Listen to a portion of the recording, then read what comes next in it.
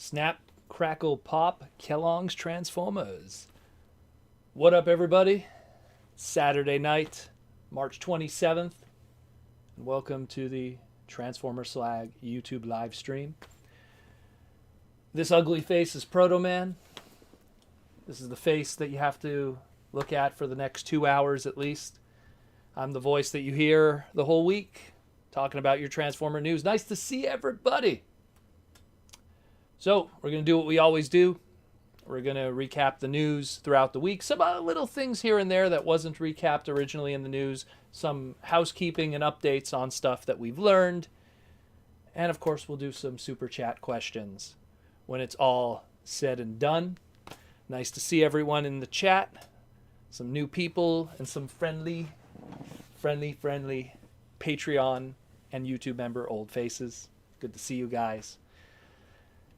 Let's jump into that, shall we? We got a lot to talk about, actually. There's a lot of stuff this week. There's a lot of stuff. Let's start with, we were talking about T-Rex last week and how that infamous toy leaker of Galvatron was showing all these little pieces of T-Rex in the background, and people weren't really paying attention to that. So when he was doing all his photo shoots of him showing off his Unicron, apparently, we finally got to see a pretty much hardcore confirmation of T-Rex. There he is in alt mode, repaint of the Leader Class Kingdom Megatron, the Beast Wars mold.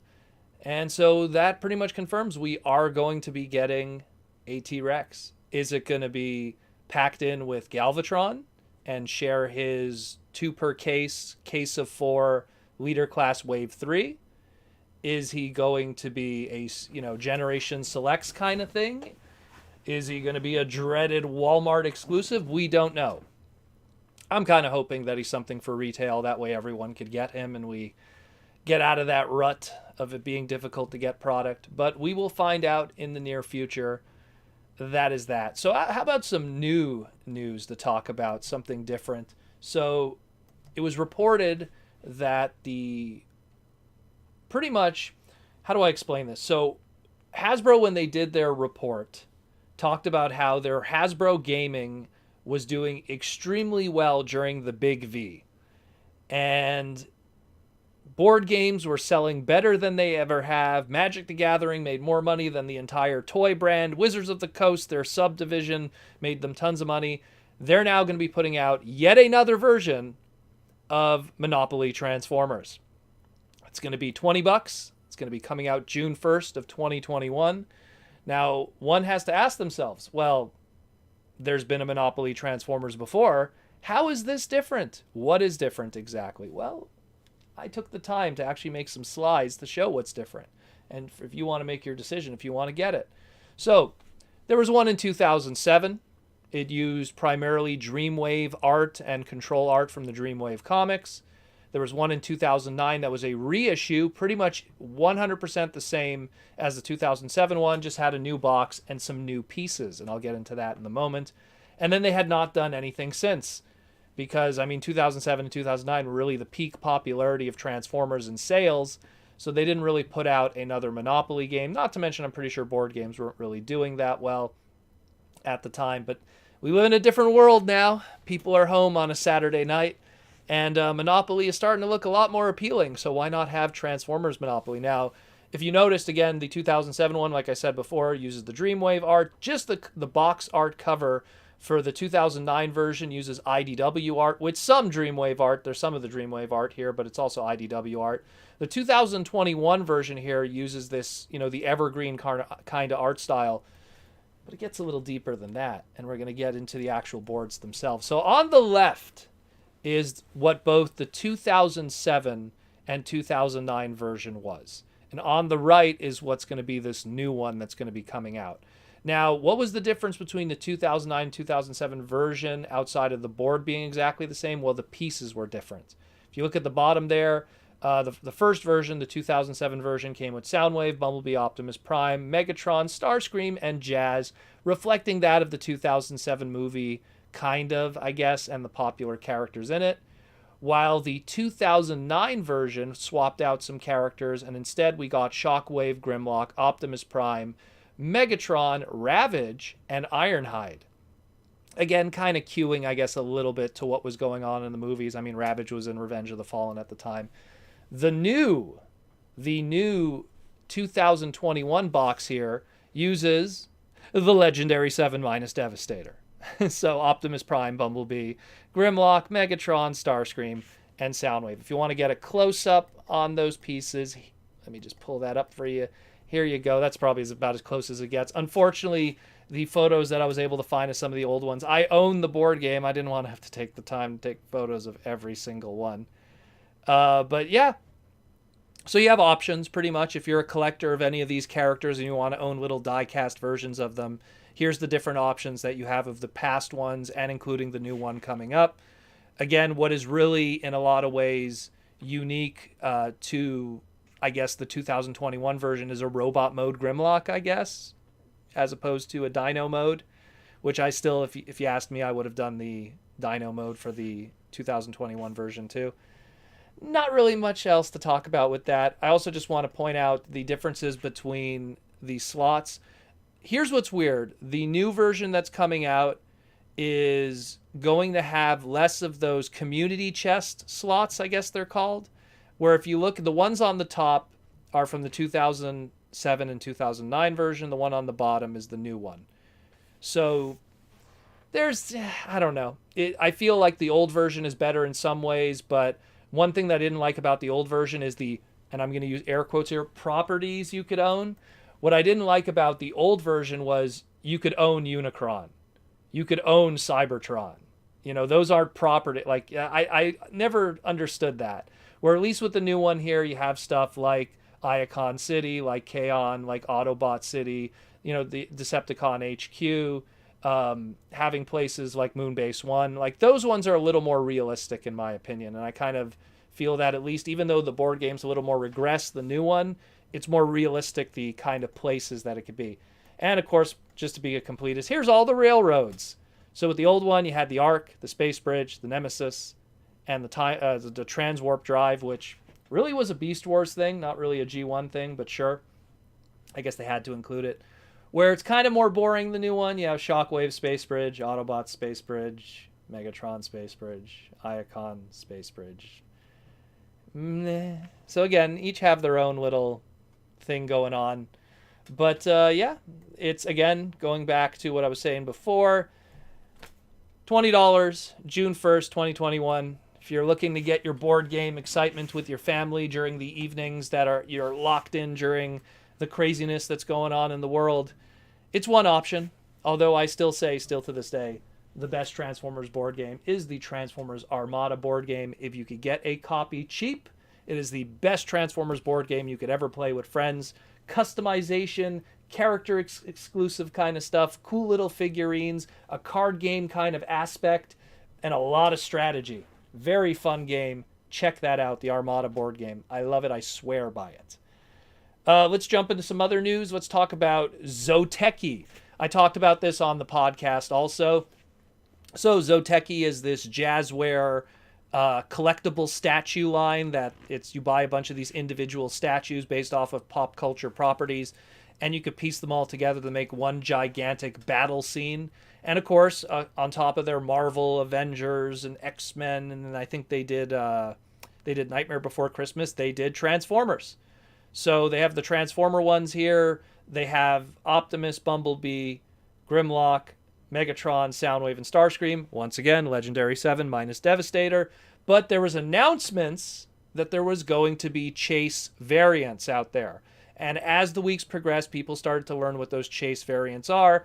And I figured I did a video just a couple days ago to kind of have it all in one place where people could get that information. So on the bottom left, you could replace your Starscream with a EB Games for Canada or Target or a Target exclusive Skywarp. And on the right, you have Walgreens. Their exclusive is Thundercracker, so you could get all your Seeker Jets. Sure, why not? Individually, they're okay. I mean, I'm not a big fan of the Optimus. I think that one looks kind of weird, but the Seeker Jets aren't too bad.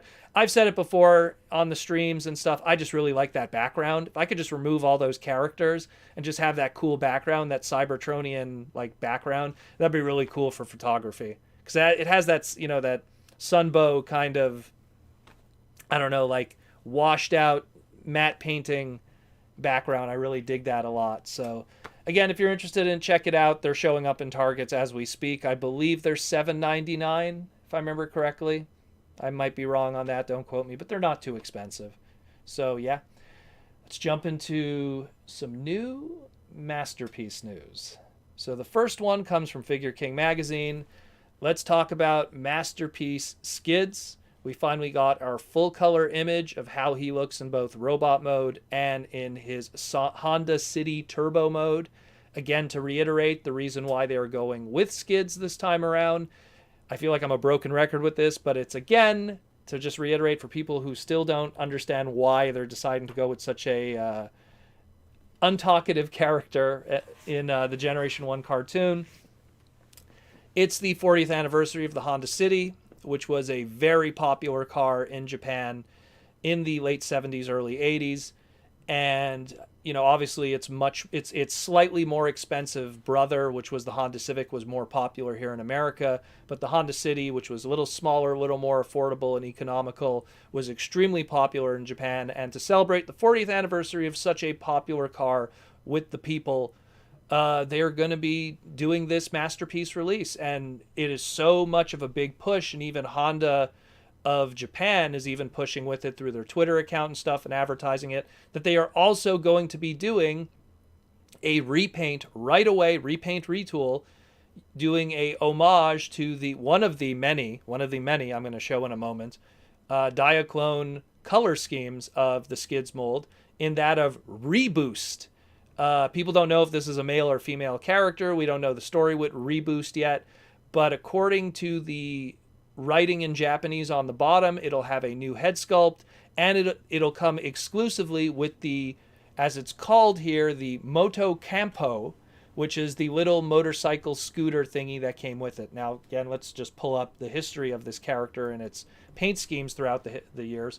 So you could already see the one that was in the top left is what's used for Crosscut, the repaint of him.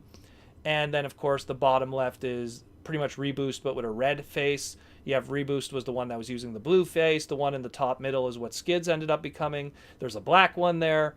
And then, of course, in the bottom right, you see what the Moto Campo would have been back in the day if you would have got it. It's stored away in the back of Skids. Of course, our American version did not come with that, which is kind of sad. But they say here that if you get the Reboost figure of the Masterpiece, you will get a Moto Campo to store in the back. It'd be cool if it came with a little Diaclone driver too, but I think I'm asking too much there. But still, really cool. I dig it a lot. Skids has always been one of those cool characters, and all the other iterations of his G1 version, whether it be the Marvel Comics or the IDW version. So I'll buy it just based on that, even though he was kind of not really used that much in the G1 cartoon. Speaking of masterpieces, also mentioned in Figure King magazine was what was going to be the future of Masterpiece, and it was kind of surprising. So let's talk about the mention of there being a Masterpiece Skyfire, which I think is, I don't know, I'll get into that in a moment, and an update on what's happening with the Masterpiece Raiden. So Masterpiece Skyfire, and they said Masterpiece Skyfire. They didn't say Masterpiece Jetfire. They're going with Skyfire, so that means they're probably going with something that's very heavy on the animation model and that appearance in the cartoon. Even in the Japanese version, he was called Skyfire. So it pretty much is going to be that. But I mean, at the same time, I'm going like, anyone who owns that Commander class Skyfire from Siege, that's a big baby. That's a big toy. Very well done. And I mean, that's why I posted these photos here side by side. It's the animation model pretty much already. I mean, if the only thing is, it's really like fine details to really be a difference, because okay, if you get little bumps that would have the pieces for the explosion pieces and stuff like that there with the effects pieces from Siege, I mean, really, at the end of the day, even the gun, it's pretty much the animation model. So to do Skyfire as a masterpiece, number one, I'm thinking like, how's his scale going to be compared to the other characters? Is he going to be something the size of Starsaber? Because he's got to be a big guy. He's got to be a big dude for a masterpiece. And if he is the size of Starsaber, what are we talking price here? How much different is he going to be from the Commander class? How different is he going to be that would encourage people who bought the Commander class to want to then buy this also? If it was something that they did this 5 years later, I could more believe it, because, look, the Commander class came out in 2019, almost 2 years ago now at this point. If you add another 5 years on that, you'd have a 7-year gap. I would understand that. But to do something maybe in the next year or 2 years, I don't know, a little too soon. And not to mention, I'm curious how expensive he's going to be. If stuff like Tigatron were running $300 and Dinobot was running $300, what is a Skyfire going to run us? Is that going to be our first $400 masterpiece? $500? I don't know. That's going to be pretty crazy. Let's get into Raiden. They gave us an update. The middle bottom image here was a teaser that was shown at a Transformers Expo in Japan. There was a little display that they had teasing that Raiden was going to be one of the future masterpieces, and that you'd get more information if you went to the expos in Japan in the future.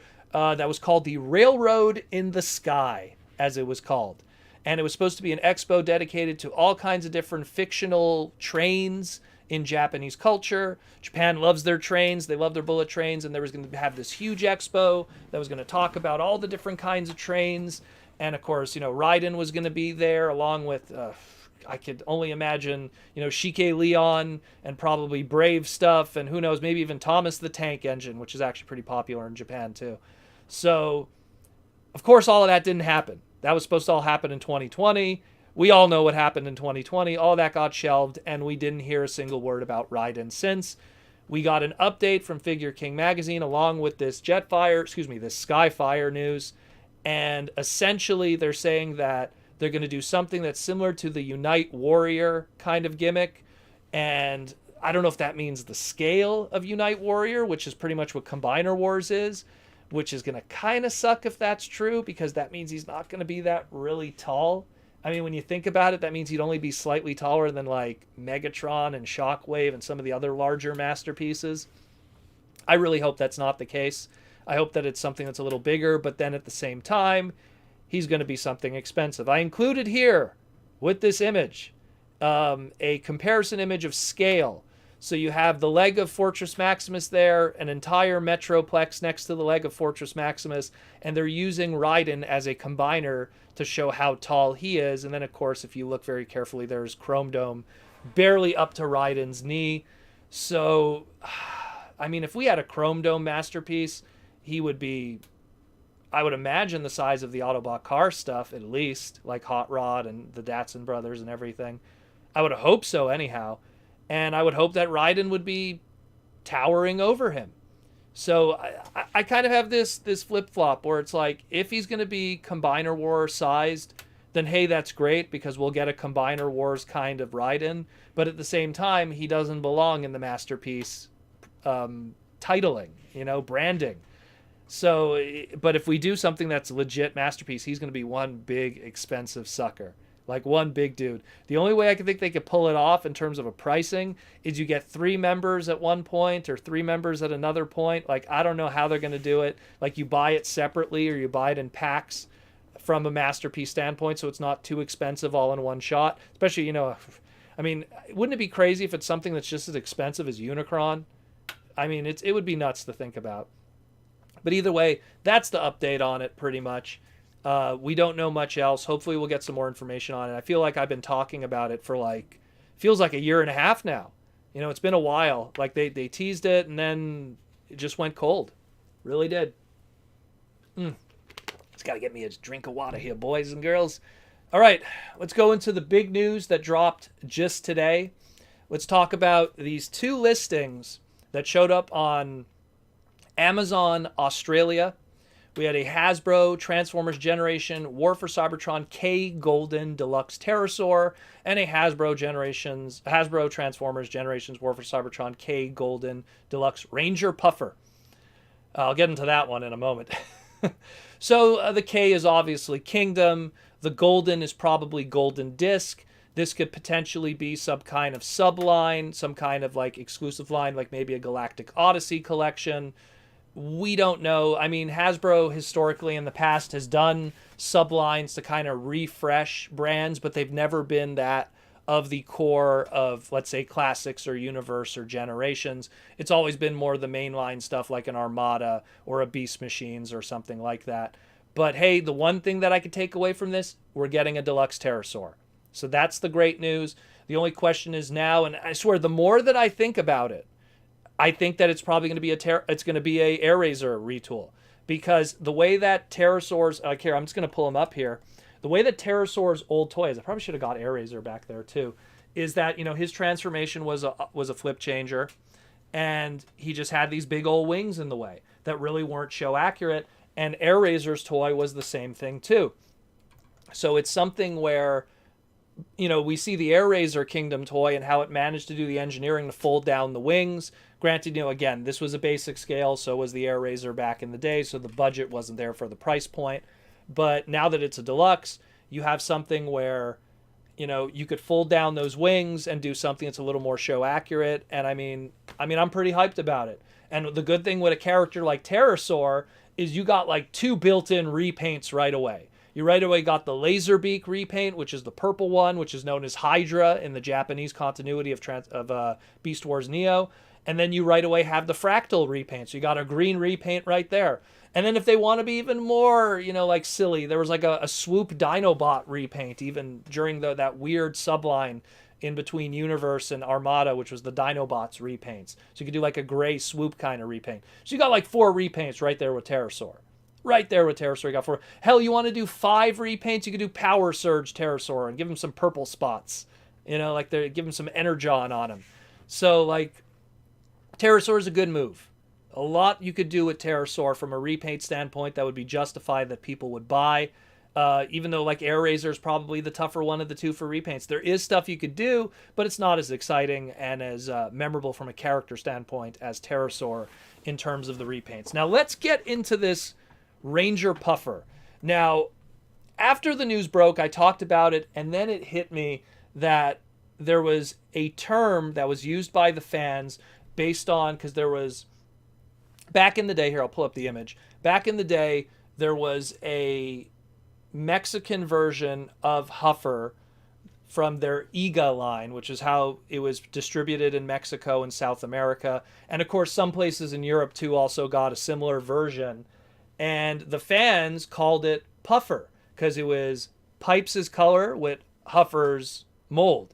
And that's what Puffer was. It was a fan term, much like how you have Bumble Jumper from Bumblebee and Cliff Jumper, and thus you got Bumble Jumper, or Bumper as we call him today. So the listing that we have here says Puffer. Some people are saying maybe it's just they don't have the trademark for Pipes, and so they're going with Puffer. I'll just say this right now. They do have the trademark for Pipes. I checked. It's still actually active, and it's been refreshed. It's called Autobot Pipes. So it's not that case. I think it's just going to be yet another repaint. I think it's going to be like we're going to get the Pipes repaint, and then we're going to get some kind of maybe Huffer repaint that has like red decos or something like that maybe not completely like this, but something similar, because Pipes is primarily blue with darker blue areas, where this one clearly is something different with strong whites and red accents. They might do something that's Hasbro Selects, Generation Selects, or Galactic Odyssey / Golden Disc exclusive things. Who knows? Something going on. There's something that'll be going on there. And, we'll see what happens. I remember when I saw that name, I was just like, what is it, a pufferfish transformer? Like, what's going on? What is going on? But so, again, that's exciting. Hey, we're getting Terrorsaur. We're getting Terrorsaur. That's cool. We'll find out more with Ranger Puffer afterwards. But Terrorsaur, that's pretty hype. He's long overdue. Long overdue, bro. Long overdue. Next, let's talk about Figure King again. And let's talk about Roddy. They gave us a whole bunch of photography showing us the scale in between the two of the Commander class Rodimus to that of the Voyager scale Studio Series 86 version, letting us know how it compares to the two, how you're going to display it and everything like that. There were so many people that were, misinformed, saying that it was the same toy and it was just a remold and stuff. So they were pretty much showing this to show just how different it really is. And of course, we got a whole bunch of photography of just what's going on with that trailer and how, you could take that turret and you could disconnect it and you could put it on the roof of the trailer and the trailer opens up and it fits the Studio Series 86 Rodimus forever if you want that. There's so much stuff going on. What was hilarious out of all of this, in all honesty, was John Warden of Hasbro was trolling everybody. John has a Twitter account, and I always feel that, man, he really should have not set up that Twitter account because he gets all kinds of questions, and I can't even imagine the headaches he must be going through. And he was trolling. He was literally like, this is one of the many reasons why we decided on Rodimus as a commander class. Hydraulic rear hatchback for the win. Those little hydraulics on the top half of the back, so you could kind of load in characters from the back, similar to Optimus Prime and his trailer with roller. I can only imagine how many people were yelling at John, telling him, why did you make him a commander class? Why did you make him a commander class? And so he be trolling now, because he no longer with Transformers. He's with Power Rangers. That's why he's Warden 5 now. Either way, good on John. So yeah, again, looks cool. I mean, I'm biased, so I really shouldn't give too much of an opinion because it's my favorite character, but I still dig it. Think it looks really cool. Maybe Commander class. I'm kind of with some people. Maybe Commander might be a little bit of a squeeze, but I think we still haven't seen everything about it. Show me more of that Matrix. Show me a Matrix gimmick. Show me some blast accessories. The Sword of Primus and stuff like that. We'll get more information, hopefully, and better photography in the future. Hey, something coming up soon, so I'll get into that. And, of course, hey, yeah, there was Galvatron images. Tons of Galvatron images. Too many Galvatron images. I think we know everything about Galvatron that we need to know now, if anything. It's pretty sad. Last thing to say is because you know how we're going to learn more about Galvatron? Because Friday, April 9th, next month, a week and a half from now or so, is going to be the Hasbro Pulse Fan Fest, which is probably where those Galvatron images came from. And, yeah. So get hyped for that. Hopefully we'll have some new information. Maybe we'll learn about that Terrorsaur. Because I'm pretty sure Hasbro's aware of all the stuff that got leaked out. Number one, if they're going to show us Rodimus, if they're going to show us Galvatron, if they're going to show us T-Rex, those aren't going to be surprises for us. So hopefully we get something that's kind of outside of that bubble. Give us something new to get us excited about. And that would be pretty cool. And that's it for more or less the news this week. There was other little things here and there, some third-party stuff, but nothing really too major to report. I just want to mention also kind of like, what I got this week. It's kind of in relation to our sponsor. So our sponsor, Symbiote Studios, that makes all the plush, our cool tees. This is my new tee from Symbiote Studios. It's actually one of the other brands that they do. I'll mention that one in a sec too. But they do the Transformer plush, they do the Transformer pins, and all kinds of other Hasbro properties and everything like that. Recently, their Grimlock came out. It just came out Monday. Be sure to pick that up. Really cool. Looks really awesome. Let's just say I got my Starscream here. He looks really cool. I like it the way they did the vents and everything. And the little wings. There's apparently going to be two different versions of this one. There's going to be ones with the purple Decepticon emblems and the blue ones. Looks really awesome. Nice stuff. And then we have, I haven't opened them yet, but we got Grimlock up in this house also. And I don't know why I was the most excited about this one. Maneater. Let me just pull him up. Yo, Maneater up in the house. People aren't familiar. Maneater is a MMORPG shark game where you play as a little shark pup and you work your way to the top of the food chain, upgrading everything. If you ever played the old game back in the day, Evo for the Super Nintendo, it's kind of similar to that. So you could even go pick up Maneater. And I'm happy with my Maneater. Got my little pup. Looks pretty cool. I like the tags too and everything that they include. Tripwire is the company. Symbiote Studios is where you could get it. So go pick up your Grimlock and your Starscream. Here's my nice little shirt too. Kind of reminds me actually of the Suicide Squad King Shark kind of thing going on. But yeah, definitely check those out. And we got a super chat question from Joseph Rear. Love the Catnip Bravo shirt. In my opinion, Galvatron is Megatron forever. Thank you for the shirt. Looks really cool. I dig it. I dig it. Looks really nice. So what I picked up this week, outside of obviously the stuff from Symbiote Studios, didn't really get much of Transformer stuff this week. I was actually, because for the first time in a while, I started going out and doing some shopping in thrift stores in the secondary market and everything. And I found 2 items, because one of these things that I really love is I love little micro play sets. Ever since I was a kid, I loved Micro Machines and I loved micro play sets. I loved Mighty Max. My sister used to get Polly Pocket back in the day. I loved micro play sets. And when Beast Wars had a micro play set, I'll even pull up some of their little minifigs. Like when Beast Wars had a little micro play set, these were the little Microverse ones back in the day.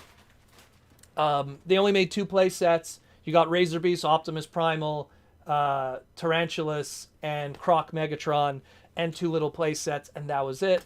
And it kills me because I loved those little play sets and I wanted more. And what I used to do was I would always go out of my way, even when I was, in my teenage years, I would try to find other micro play sets that I find would be, suitable for using the Beast Wars characters with them. This is the Mighty Max Skull Dungeon, but this would be like a perfect play set for and it all works to scale too. Here, let me just show you. Here, you take this little Frankenstein from Mighty Max, you can put Optimus Primal in there, and then Tarantulas could do little experiments on him and stuff. I love tracking down little play sets that work with these guys, with the Beast Wars ones, so they're really cool for photography and stuff. So Bluebird's the company back in the day. Oh, we got a cool super chat question. Stinkfist, I'll get to you in a second, brother, for sure. Gold super chat too. Awesome stuff, Stinkfist. Bluebird was the company that made all the Mighty Max stuff and Polly Pocket, and Bluebird also did Disney stuff. This was from the Disney movie Aladdin. This is Agrabah, specifically Aladdin's house, and I just thought, man, that's a really cool play set. And that'd be cool too, to do all kinds of Transformer photography and stuff like that. You could have I don't know, I'm almost tempted to put Optimus Primal in the place of the monkey and have him looking out the window. I don't know. I just think these are really cool. They're good. They're so cool for photography. I love that with that kind of stuff, when you can take photos with this kind of stuff. And so it's really cool. So I was able to track this one out. This one was really tough to get, and I was able to track it down for ridiculously cheap. So that was really cool. And cool engineering, because when you do the playset, it sits like this, and they were smart to not mold these with paint on them. They actually molded it in plastic so they don't get scratched. So smart toy engineering. Very smart toy engineering. Let's get into that super chat question by Stinkfist69 with the gold super chat. Thank you, Stinkfist, for the gold super chat question. What's up, Proto? What do you think of the Transformers Henkei Classic Thrilling 30 Decepticon Specialist 3-pack included with Galvatron, Octane, and Astrotane? Do you have them, and are they worth it? So I'm aware of what you're referring to. So they did a 3-pack. What year was that? That was 2007 or 2008 they released that.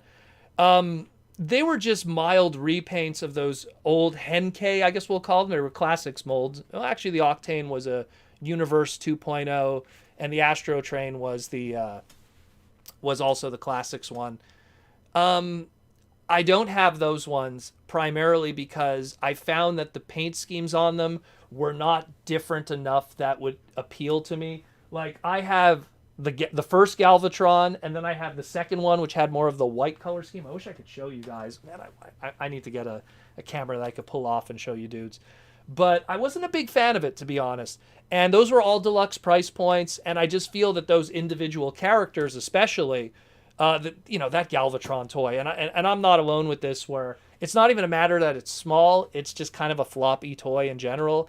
It's, it turns into a tank, which isn't terrible. But I found that the price point and what they tried to squeeze into a deluxe price point with that Galvatron didn't work. The Octane wasn't too bad. I didn't hate on the Octane, and the Astro Train wasn't too bad either, but the Astro Train was also very heavily influenced by the Japanese. When they were working on that Astro Train toy, they were like, we need to make him a bullet train.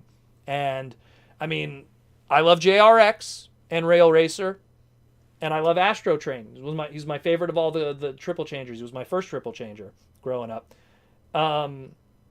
But I like Astro Train as a steam engine, and I like JRX and them as like, bullet trains.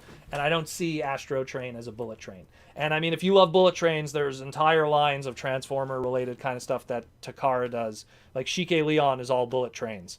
So to me, like all three of those molds, like the Astro Train's not bad, but it's also kind of the weak of all the Astro Train toys we've gotten recently. The Octane, or Tankor as he was called because of trademark reasons, that mold is probably the best of the bunch, but we got better versions afterwards.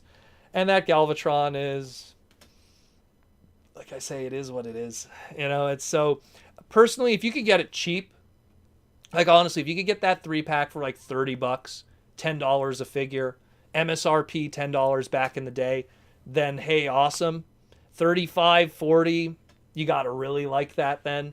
50, 60, 70, 80, now you're just talking from a collectability standpoint, a completist standpoint, you're just kind of overpaying.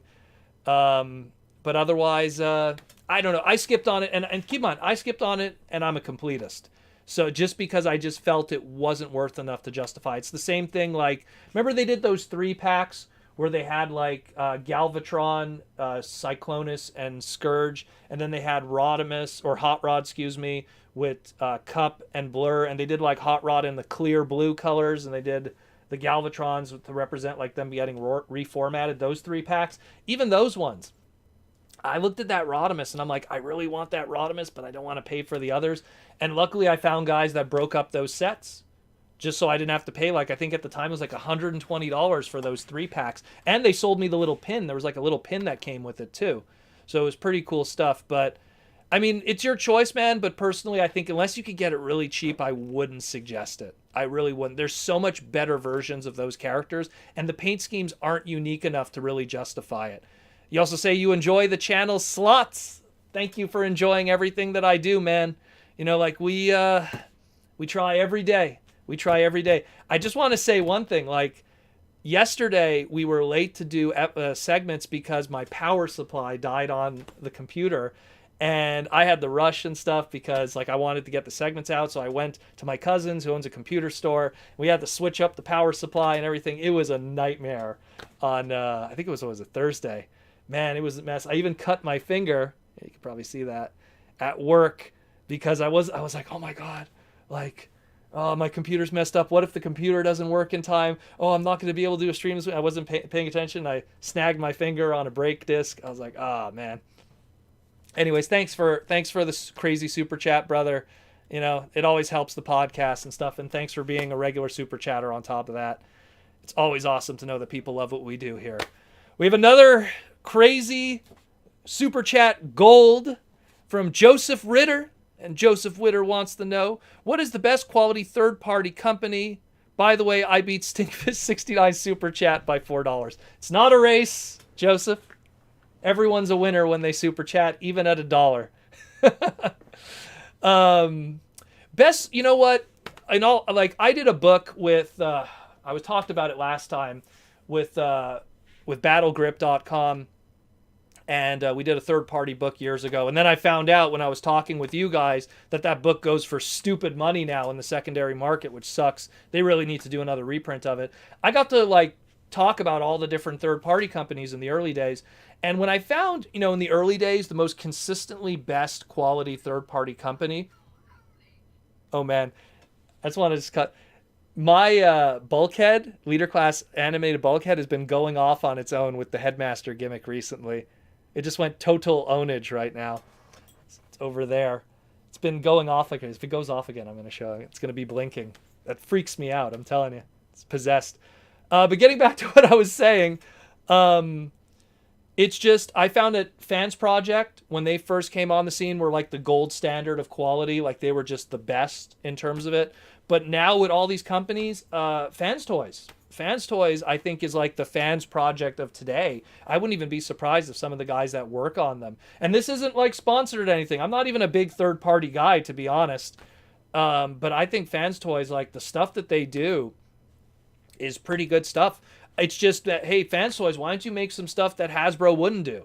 Like, I would love it if they put all that time, and it wouldn't be worth it for them because they'd be making obscure characters, and that obviously wouldn't sell well as a masterpiece, RC or Blur or whatever. But to me personally, like, I rather have it in a sense that, like, you do some really like high end, crazy, obscure characters with that. Mastermind Creations is another good one too, Dogcade. Like they're the ones that did the IDW Rodimus stuff, and they gave me the closest I'll probably ever get to a masterpiece Nitro Convoy. They're very good too, but I just find that like in terms of like how much product they've put out and the consistency of that quality of the product, especially what's been in the TFCon displays and what we got to mess with and transform, even from a prototype standpoint, Fans Toys is awesome. Mastermind Creation is awesome too. I just don't have a plethora of experience with them. Only stuff that was like TFCon exclusives. Obviously the Hot Rod related stuff or Nitro Convoy related stuff I picked up. But otherwise, it's kind of limited with that. And again, I don't have experience with all the new companies because while I get sent stuff once in a while to mess with it, I don't want to like say one is better than the other unless I've really messed with them. But I will say Fans Toys, Fans Project back in the day for sure.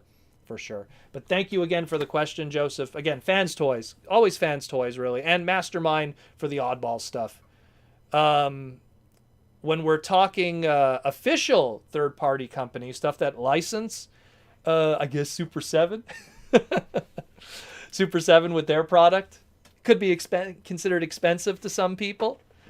But, it is what it is, unfortunately. But thank you for the question. Michael Koo, good to see you again, Michael. Michael Koo wants to know, Proto Man, with the super chat question. Proto Man, will Symbiote Studios put out a Grimlock and Starscream pin? Well, we'd have to ask Symbiote Studios on that. I will say this, so the new ones don't come with pins. From what I was told by Symbiote Studios, it's because Hasbro doesn't want to have pointy things with softy things, which kind of makes sense probably from a safety standard thing where you don't want to sell something that's, soft for kids and stuff, but it also has a pin that they can hurt themselves on. So it's kind of like two different age group products. But I'm pretty sure Symbiote Studios will talk about in the future what they want to do with more pins and stuff like that. I mean, if you guys buy it, they'll make more of it. That's just kind of how it is. Same thing with Hasbro. If you guys, the more stuff you buy, the more they know what is popular, the more they'll do of it. I love their pin sets personally. So it's something where, I mean, maybe if they did like a Starscream and a Grimlock 2-pack, I mean, those are two very popular characters. Maybe people will buy it. This is their Optimus and their Megatron one. I have the Autobot pin there. They have a whole bunch of others too that come with their older releases. I love their stuff. Definitely pick up their Wave 1 stuff though too, because that stuff's going to sell out soon. It looks gorgeous, and that's how the pins look under the here, if I can. Those are the pins that come with the Wave 1 ones. So pretty cool.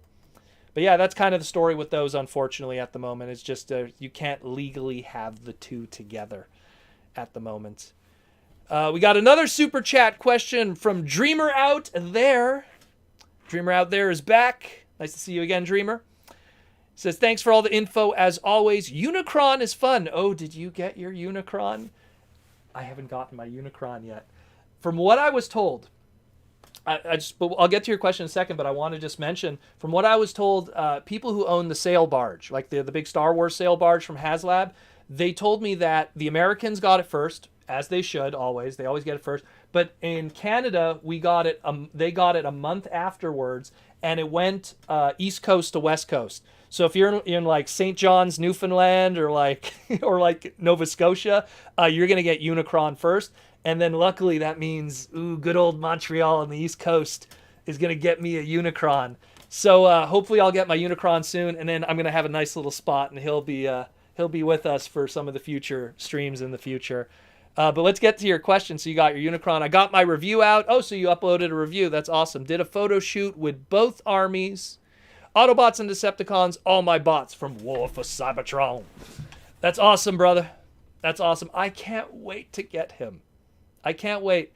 I'm seeing everyone's photos, and I'm getting all these ideas in my head for how I want to do photography stuff. Again, I like micro figures, so like to get those little micro, Galvatron and Rodimus, like it just joins the collection of all these guys and stuff, and then they'll be joining Arabian Nights. I don't know. I don't know. I just dig it a lot. I really do.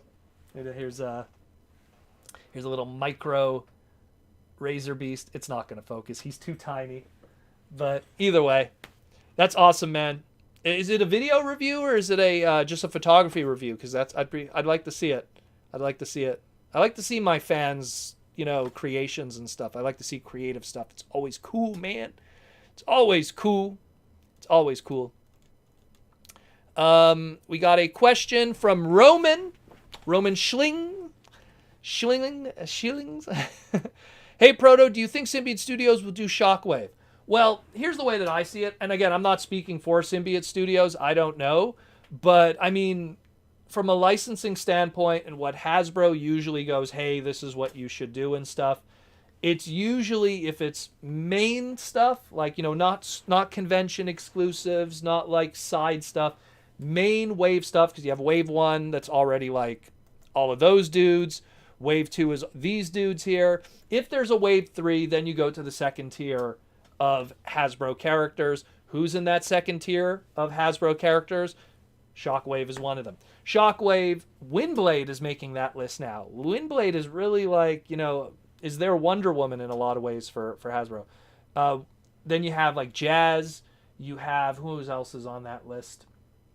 Prowl's on there. Ironhide. From Decepticon stuff, I'm trying to think of some others that are on there. There's Decepticon's unfortunately kind of a shorter list, but there's certain characters there too. But Shockwave for sure. Look, my favorite Decepticon out of all of them, not my favorite Transformers villain because that still goes to Beast Wars Megatron, but my favorite Decepticon is Shockwave. So I'm with you on that one. I would love a Shockwave. I would love a Shockwave personally, but at the same time, like it's a matter of. How I see it is Wave 1 of the Symbiote Studio stuff came out last year. Wave 2 just dropped Monday. So you're probably going to have to wait a bit. They want to, the way I see it is they want to make sales, see what's popular, and then work it from there. It's a licensed company with Hasbro, so they have a little more control of which characters they want to do. But I'm sure there's probably going to be something in the future, either convention exclusives or all kinds of other stuff. And we'll just see who those characters are. Again, I would like Shockwave. I love Shockwave. The mono eye. I'm looking at my Masterpiece one right now. I loved that Masterpiece. Ugh. He's going to be a future listener question that's coming up. I had a listener question that I haven't gotten to yet. That's all about... anyways, I don't want to spoil it. It's a really good topic. It's a really good segment in the future. We'll see when we get to that. But again, thank you for the question, brother. Thank you so much. Where we at?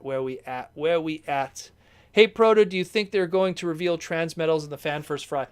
Well, in all honesty, the Fan Fest on April 9th, I firmly believe is going to be... Oh, someone texted me right now. Jeez. I firmly believe that what's probably going to be going down is... They're going to show that Galvatron, number one. They're going to show that Galvatron that's unfortunately all over the place. They're going to show the Rodimus. Same thing. It's all over the place right now, so they're going to really hype that up. Because I'm reminded of the last time we had like a Hasbro Fan First Friday or something like that. They usually showed us 1 or 2 Kingdom products and then 1 or 2 side products. So I think we're probably going to get like those 2 guys. Maybe we'll find out about something like Terrorsaur. But I think what they're probably going to talk about is, and that's where Terrorsaur might come in, exclusives. That's their big thing. So, hey, we're working with Amazon, and this is the Golden Disc collection. And that's where I think Terrorsaur is going to fall in. Maybe that's why those listings just showed up just today, because it's going to be something that's going to pop up there and stuff. So we'll see what happens with that, but it's just, I mean, the way that I see it, we're probably going to see a lot of stuff that we kind of already know. I want to know what's happening with T-Rex. T-Rex I'm hyped about. Think about it, guys. Everything in Kingdom thus far from the Beast side has been Beast Wars Season 1. Obviously not counting, like, you know, the fossilizers and everything. And then you have T-Rex. That's a Beast Machines thing. So that's cool. That's a Beast Machines thing. Now, granted, yes, it's just a repaint of Megatron, and it's an easy repaint, but it's still a Beast Machines character. So that's pretty cool. That's pretty cool. But that's what I think is going to probably be there, brother. That's what I think. We got another super chat question from Eastman777. Good luck on the old slots. I actually have a slot machine transformer. Literally, it's from Converters. Turns into a little slot machine. It has 777 on it. You got to own that, Eastman. You got to own that. PM me. I'll send you a link to where those exist. You can buy one. You the man. Thank you very much. Best way to buy official G1 cartoon frames. Are you referring to animation cells? Also, what is your secret to staying on top of news? Do you devote yourself full-time? Thank you. If you're referring to official G1 cartoon frames as in animation cells, I actually collect Transformer animation cells. Number one, you have to know people that worked in that industry. Some of the best animation cells that I got came from people that worked on the movie. Ron Freeman, I have his book somewhere around here. Ron Freeman, who worked on the 86 movie, he wrote the original script. He was going through his garage and he found a whole bunch of animation cells and, hey, Daniel, want to spend some stupid money on stuff that's rotting away in my California garage? And I spent a large amount of money on Hot Rod and Rodimus Prime cells. But otherwise, eBay, Japanese auction sites, Heritage Auction is really good for animation cells. The only problem is G1 cells are so expensive.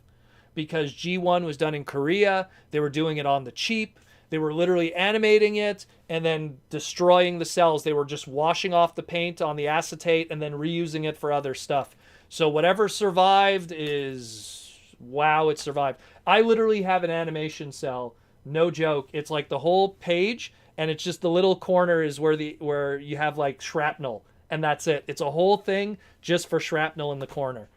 I have this great picture. I have the animation cell of Historia from The Girl Who Loves Powerglide, and I got to take a photo with David Wise, who wrote that episode. Rest in peace, David Wise. Love that dude. I got to take a photo of him with the cell. Like, I'm a big animation cell collector, but they're so tough to find. It is so difficult to find, number one, and when you do, the numbers are crazy.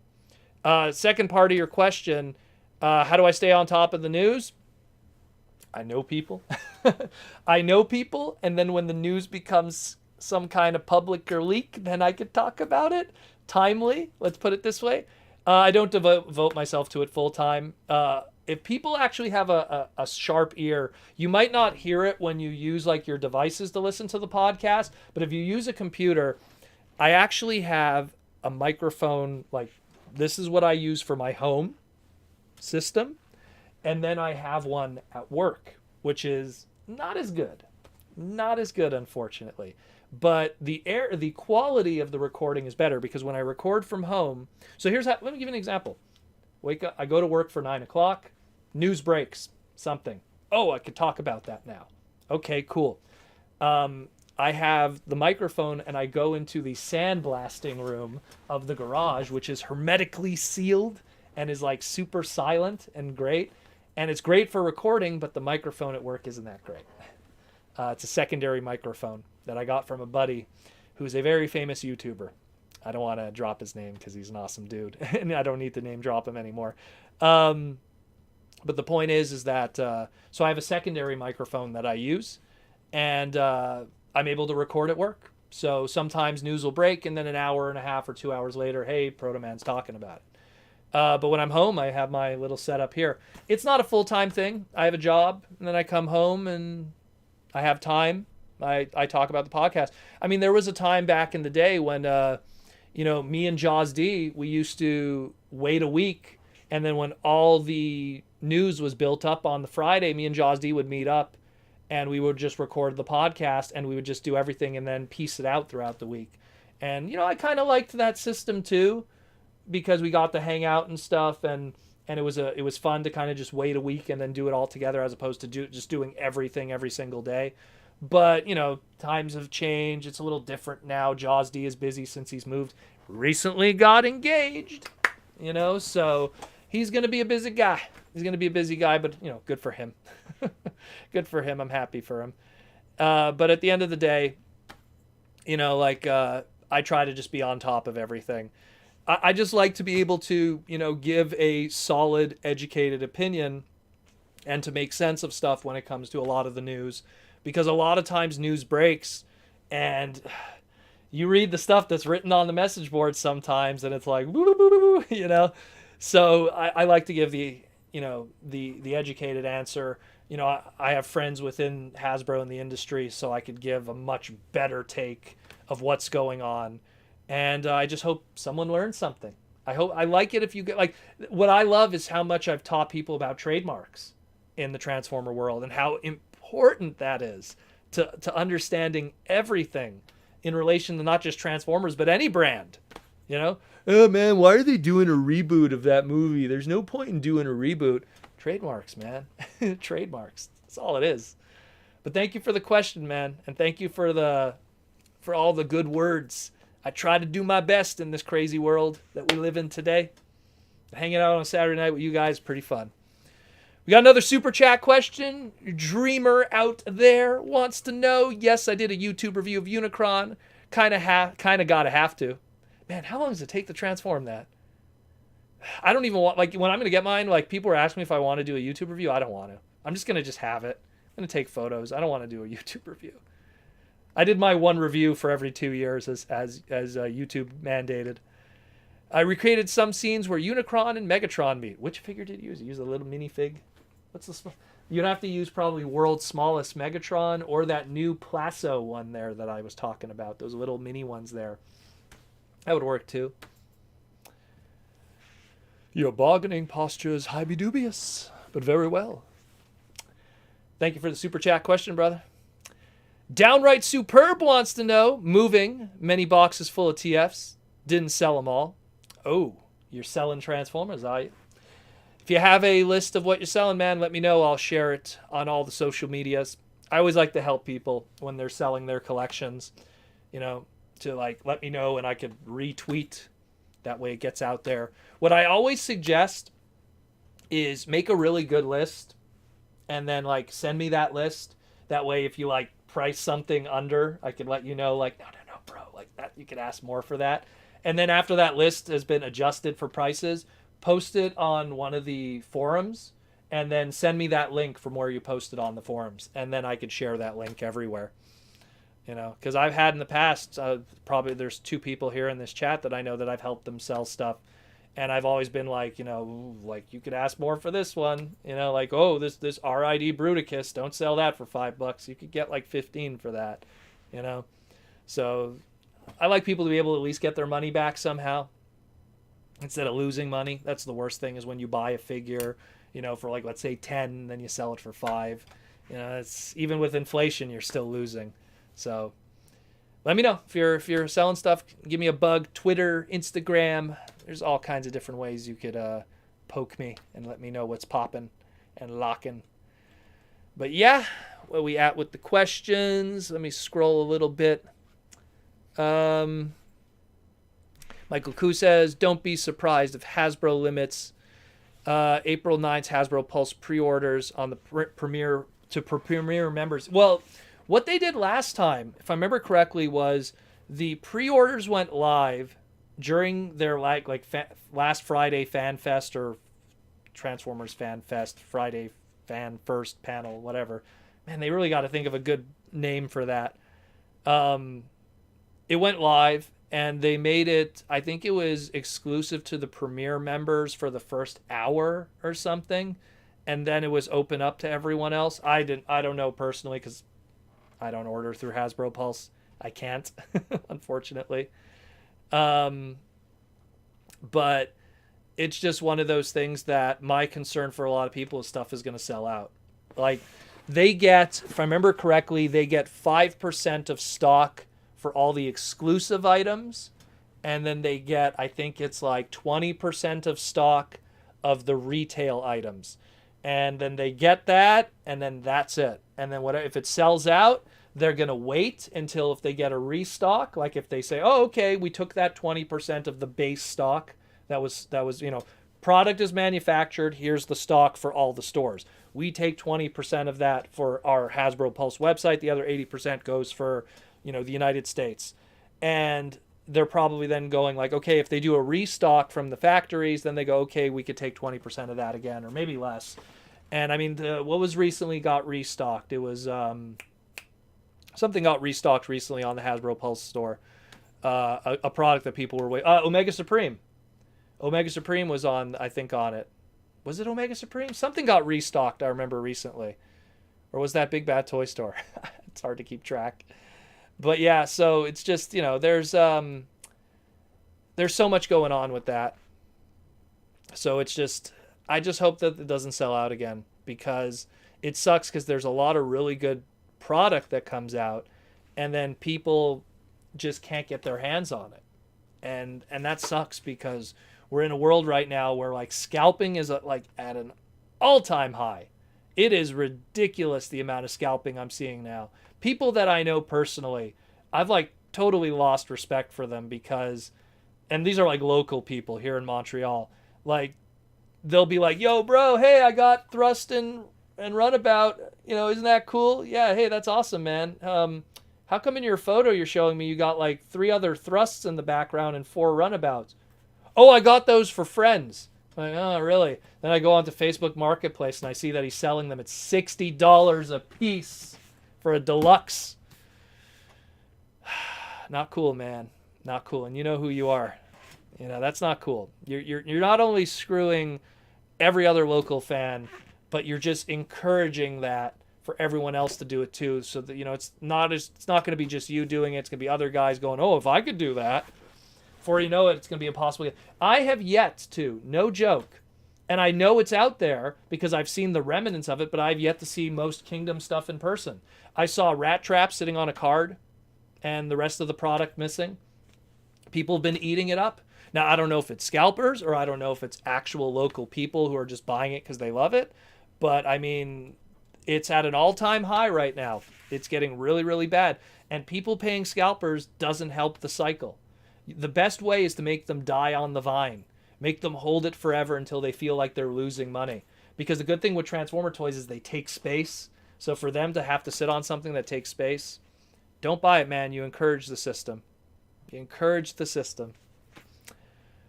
We have a question from Michael Koo. The Hershey's Kisses Treasure Surprise TF static figures are under 2 inches tall. Oh, that's true. Yeah, there's that new ones there.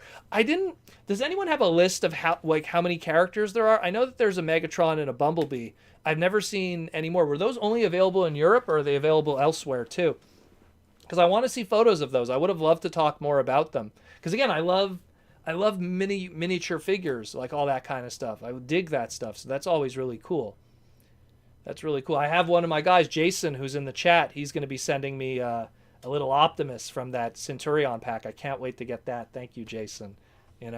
We got another super chat question. Gold super chat. I love the gold super chats. From Axe to the Head. My wife is an axe murderer, starring Michael Meyer. Hey, Proto. Just got the 3 TF TV mangas. Great stuff. What are your thoughts on how often TFs is placed in a superhero genre? First I found it odd, but after I thought it's not so unfounded. Well, it's funny, the way that Transformers has been depicted in Japan in general. Just think of the name, the Japanese name of Transformers, G1, Super Fight Life Form Transformers. I have the mangas actually right here. Just grab it. Here's number 3. Super Fight Lifeform Transformers. And, it was a brand that, in Japan they have 2 genres. They have the real robot genre, and then they have the super robot genre. And the real robot genre is stuff like Gundam, stuff like Orgus, stuff like, I'm probably going to say a whole bunch of stuff people, Macross. People know Macross. And then the super robot genre Then you fall into the stuff like Transistor Z, aka Mazinger Z, which was the godfather of it all. Daimos and all of that kinds of Guy King. Could go on and on. Everything from Shogun Warriors pretty much minus Godzilla. But the point is that Transformers always kind of fell into slightly that super robot category in Japan, and as a result it was kind of depicted like that. Where they were superheroes and they would announce their attacks, the convoy kick, pretty sure there's something here, Everyone, yell it out, man. Combine strongest emperor of destruction, King Zaras. All kinds of crazy stuff going on there. That's some manga exclusive storytelling, actually. I probably spoiled that. Probably shouldn't have posted that one. That was from Victory. But I thought it was great. I love these. I hope Viz does more of these. I would love it if they did the Beast Wars stuff that they did, because the Beast Wars mangas were very unique. They were very different than the original source material. It started with Beast Wars Metal, which was really good. Had a very cool designs with them. Tigatron looks cool. Airazor looks cool. Rat Trap is adorable as hell in that. And then, of course, you have the Beast Wars Second and Beast Wars Neo manga, which also goes completely off the rails. And that's a whole different story, too. Like Big Convoy... Well, that's actually Bloody Tusk's Big Convoy there, or Nemesis Prime. But Big Convoy, he has a very different origin story, and I don't want to spoil that, but it's pretty cool, pretty heartfelt, very good stuff. And I really dig it. I really, really dig it. I hope that, Viz... I mean, these were amazing. Like, they didn't even have to do hardcover, color pages in the back with tons of extras. They didn't have to do this. This is better than the Japanese releases. So if they do the Beast Wars ones, and especially now with the timing where Beast Wars is hot and everything, you can make some money, Viz. You can make some money. I don't know how well these sold, but if they sold well, go to the Beast Wars, man. You could make some money. And then afterwards do Sakamoto stuff, just because Sakamoto is awesome. Get all those Legends mangas out there. People will dig that too. Get those all translated, especially all the new ones. We have the last chapter coming up soon with the craziness with Primus and Primacron and all the different color matrices and stuff, and the universe getting recreated. But yeah, thank you for the question. Axe to the head. Thank you very much, brother. Gold super chats are always cool. Michael Koo wants to know. Hershey's Kisses, Transformer TF. Can get Optimus Prime, Bumblebee, Alt Mode, Grimlock, Megatron, Starscream, a.k.a. Legendary 7 minus some characters. We talk about this. I'm going to do a segment. I'm telling you, I'm going to do a segment of the podcast just talking about the Legendary 7, just so I could finally have something that I could link people to so they could understand how licensing works and what's popular within the Transformer bubble of advertising and stuff like that, and which characters are. Look, my favorite character is Hot Rod. I'll accept that he's not part of the Legendary 7. That's just how it is. That's just how it is. But yeah, okay, so again, Alt Mode Grimlock. Again, you gotta do the Alt Mode Grimlock. Can't wait to open this. He looks great. He came out a lot better than I thought. And these things are huge, man. Look at this. This is my head. I got a big head. I'm a tall mofo. So that is really cool. Good stuff, Symbiote Studios. Good stuff. But yeah, I'm gonna try. Are those available? See, here's the thing. They're available in the United States, right? I wonder if they're available in Canada too, because we usually share a lot of the same stuff. Dunn says, Toys R Us Montreal completely skipped on Kingdom Wave 1. I wonder as to why. Probably maybe had too much product. Sometimes toy managers, they don't want to order product because they have too much of the other product. And Toys R Us in Montreal is, man, they're trying to do their thing. They're right now, if you're in Canada, all the Toys R Us's are clearancing all the bots because that didn't do well for them, and that's on mega clearance right now. So we'll see what happens with that. We got a question. Where was it I saw before? I think it was about, Dear Proto, what is your favorite 3H comic book? 3H, the Hallets and the Hartmans. Probably the Universe stuff, I would say. The Universe comic books. Those were pretty cool. Got to see Rasta Primal and the whole crew. kind of was like an in-between of Beast Machines, explaining what happened with that. Oh, hey, Depth Charge isn't dead. Spoiler, like he's brought back to life and stuff. Unfortunately, that book never got to finish. We never got to see the conclusion of it. We kind of had like pages, like panels of it shown of what happened at the end, but we never got like a true conclusion to that comic. I loved what Bakon was doing back in the day, and it's not just a bias because I got to work with them in the later years of that company, but I loved what Bakon was doing just because it was a smaller brand and it was fan focused, and they knew that it didn't have to appease to a broad audience and have to go through focus testing and everything, and we have to have X characters and stuff like that. And that's what I loved about it, where you could have like a whole year just dedicated to a weird kind of gimmick and stuff, and then weird kind of characters, and have a story and a 22-page comic book and supplemental material and a script reading with all the voice actors based on that supplemental material and stuff. Like, I dig it a lot. And I miss all of the 3H stuff and even what Bakon was doing with Fun Publication. And sometimes I wish they came back. Like, I mean, like in a bigger capacity, like legitimately Hasbro together coming back, because HasCon was a flop. I'm telling you, I was at HasCon. It was Larry, who's in the chat here too. Larry Reed was with me at HasCon. It was it was fun. It was fun to hang out with my friends. Me and Larry, Julian, Ultra Primal, we were all together. We had a great time.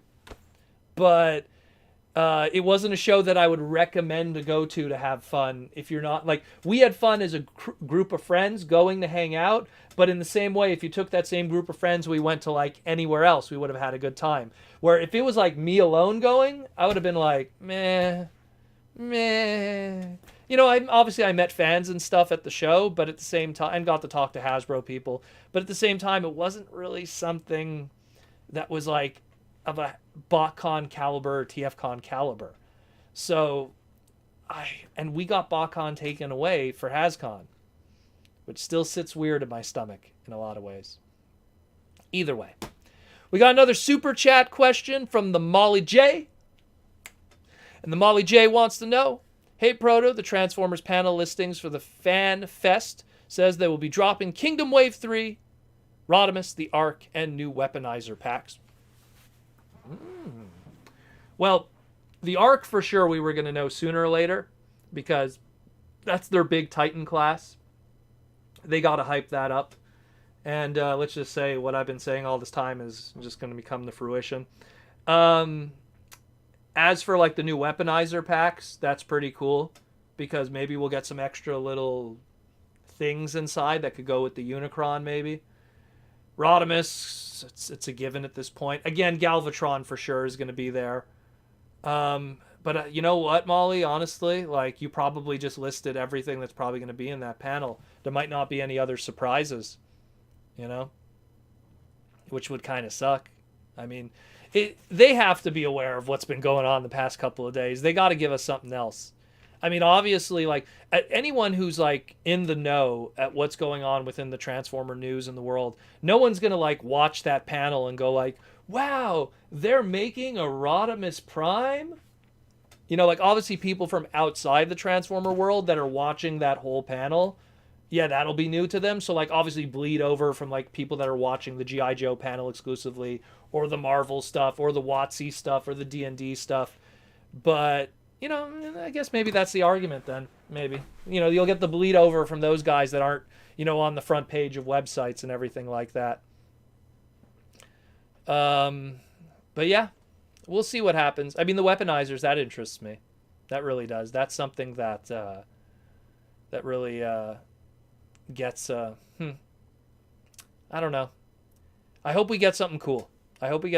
Because that one, it's like if my worry is like they're going to announce some crazy Weaponizer pack. It's going to go on the Hasbro Pulse website like Centurion, and then it'll sell out and then triple in value right away. It'll go for like 3 times the value in the secondary market, especially now that we know that there's potential Unicron accessories in that stuff, like ships or something. Oh, here's a Junkion ship. Here's a Quintesson screw ship or something. Oh my God, that's just going to like you know, because they know like people who bought Unicron already have that kind of money, and now they're going to want to complete their Unicron stand, and so the secondary market is going to take advantage of that.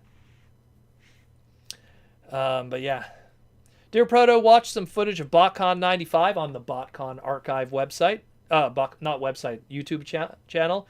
Did you pick up anything from there? I was not at BotCon 1995. Back in 1995, I was in grade 7. I was just turning 13 years old, 14 years old. Beast Wars was not out yet. And I didn't even know BotCon existed. I got the internet in late 1995, early 1996. I was very lucky to have it. And I learned that BotCon existed the following year. And because I was still in high school, didn't have my job yet, it wasn't until I got my very first job back in 2000, working at a telemarketing company, my first legitimate job, not like working for a friend of the family or under the table stuff, legitimate paycheck and everything. Worked for a telemarketing company. My first paycheck, I bought Star Saber, G1 Star Saber. And my second, third, fifth, sixth, I started saving up money and went to my very first BotCon 2001. Where is that paper? I have it somewhere. I tucked it away recently. Oh, there it is. Let me pull it out here. Oh, this is pulled out the wrong. This is the 2002 one. Anyway, since I'm here, I also went to BotCon 2002. Who was there that year? Let's see. This was in Fort Wayne, Indiana. They did like 12 BotCons at Fort Wayne, Indiana back in the day, because that's where like the head office pretty much of 3H was. But BotCon 2001 was my first BotCon. That's where I got the RC. I had a choice between, I didn't have enough money to get RC and Tigatron, who are the two exclusives. And I was like, which do I get? Oh my God, that's the Ravage mold, and it turns into Tigatron. But this is the first RC toy. And I went with RC, and I got her. And then 2 years later, at Azusa's booth at BotCon, he had an extra Tigatron, and I bought it from him at a little bit of a markup. But thank you, Azusa-san. Because I just wanted to have some exclusives from that first year. I also got the little keychain guys and everything, the G1 guys, but that was my first BotCon. I would have loved to be at those first BotCons because those look like the early TF cons. The early TF cons were some of the most awesome shows because, you know, you think like, you know, wow, it's such a great show. It's so huge. Sometimes a big show isn't always a great thing. Like, again, HasCon was crazy massive. Tons of stuff going on. Tons of people filtering in. But it was just a mess. I've been to like San Diego Comic-Con level shows, and they're just kind of messy sometimes. You know, where if you don't have like some kind of insider pass or a dealer, man, it's a bit of a headache, those shows. So like the smaller shows are always more intimate. That's why I'd love to do in the future a DairyCon. Like when the world really opens up again, I'd love to go to DairyCon. DairyCon, if you're listening, fly me out. I'll do panels for you. I'll do table stuff for you. Like I'd love to do DairyCon just because it's a small little show, and I feel that those small shows are so fun and intimate, and hanging out afterwards is a lot easier because it's not like the lobbies are packed with 17,000 people. Like, I saw the evolution of TFCon. TFCon going from a small one-day Saturday show to like a multi-day show with thousands of people. And it's like, whoa, it got crazy, you know? And I got to see that evolution firsthand from 2006 onward to today, you know? We had a question here I saw. Protoman, I have a finance question. Is Titan Returns Twin Swiss worth $250? Someone bought one for that much and he left. No, it isn't. Let's put it this way. Anytime there's a character that has the best version of it, and that best version of it goes up in value because it is the best version of it, just wait. Sooner or later, that Twin Twist trademark is going to come up, and Hasbro's going to make another version. And it's not going to be a Titan Return version. It'll have a stationary head, and it'll have probably a flip gimmick and who knows what. But just wait. I'm reminded of Classics Rodimus. Classics Rodimus was the best version of Hot Rod, or the Henkei one, and he was like $90 at one point. And then better versions came out afterwards, and that price, Ninjatron, who's in the chat right here, sold a Classics Rodimus to Wendell, Jaws D, for I think like Ninjatron, didn't he sell it for like 15 to 20 bucks or something? So many people were like just unloading them after better versions came out. So I would wait. I think 250 bucks is ridiculous. Ridiculous. No deluxe toy that has been made in the past 10 years that isn't a lucky draw exclusive is worth 250 bucks American. No way. That's just people who have money in their pocket. Maybe they're getting their little checks in the mail from the government that they didn't need, and they're spending it because now it's extra money. But that is way too much. The collectible world in 2020 and early 2021 has been really stupid with the numbers right now because people have money that they didn't need. That they didn't, like someone like me who, like, in Canada it's a little different. We have something called CERB and stuff. But the thing is that, I didn't ask for CERB checks because I was working the whole time. So I didn't need the money. But imagine in the States where like people were working and they were still taking those checks too. And now they got this extra money and they're throwing it at stuff. So that's what was kind of happening in the collecting world. So no way. I would not spend that, man. And I don't think those numbers will hold. Give it like 2 to 3 years. Wait, Twin Twist was 2019. They're going to do a roll-up. It's probably already been refreshed. I'd have to check the patent website. But it probably has already rolled over and been refreshed. And then within the next 3 years, there'll probably be a new Twin Twist toy. And then, that'll be the end of that.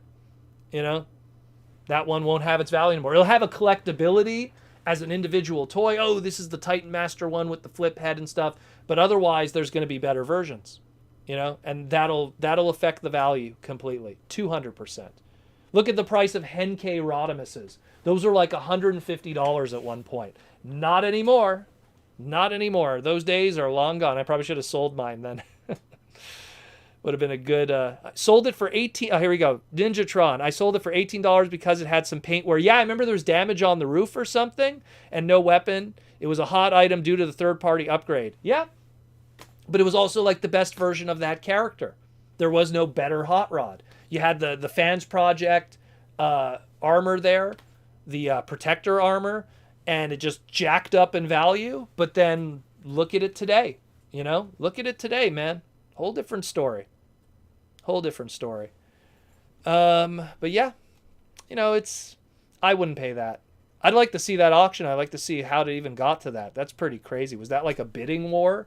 Or was that a buy it now? Because if it's a buy it now, then sometimes it's just a really dumb person with their money, so to speak. They just buy it now and they don't care. But if it was a bidding war that got to that, I'm really curious to see how that, where it started and how it got to that. Because if it was like just two guys fighting, then that's one thing. But if it was like 15 different people and the 15 different people were justifying that price, that's a little more interesting. Because it's that the old finance argument of you could have a lemonade stand and you could sell lemonade for $1 a glass and you could sell it to 100 people and make $100. Or you could sell one glass for $100 and hope for that one idiot that's going to pay $100 for that glass, and you just got to sell one glass and you're good to go and you made your $100. So it's one of those things where it's like people are curious, like, how does that movement of the money work? But anyways, got another super chat question from Princeton Phalanx 59. DairyCon is only 1 hour away from me, and I'm going. I've been living in Wisconsin for 21 years, and last year I've heard about it, and I couldn't go. Well, yeah, because of the way the world has been. To me, it used to be, I used to always say, like, the holy trinity of Transformer conventions in North America was you do TFCon, you did BotCon, you did DairyCon. And I was always missing that last of the holy trinity, because DairyCon just seems so cool. It really does. And I really, really, really want to go. Bro, if you're an hour away, you have no excuse. I drive to the Canadian Transformer Convention 5 hours to get to Toronto. And then BotCons, I mean, with Larry, we did HasCon. That was like a 7-hour drive. And Chicago TFCon was like a 7-hour, maybe 8-hour drive. Like, so 1 hour, man, that's a commute for some people. Some people drive 1 hour to work. So, bro, go for it, man. That's assuming that the cons happen, though.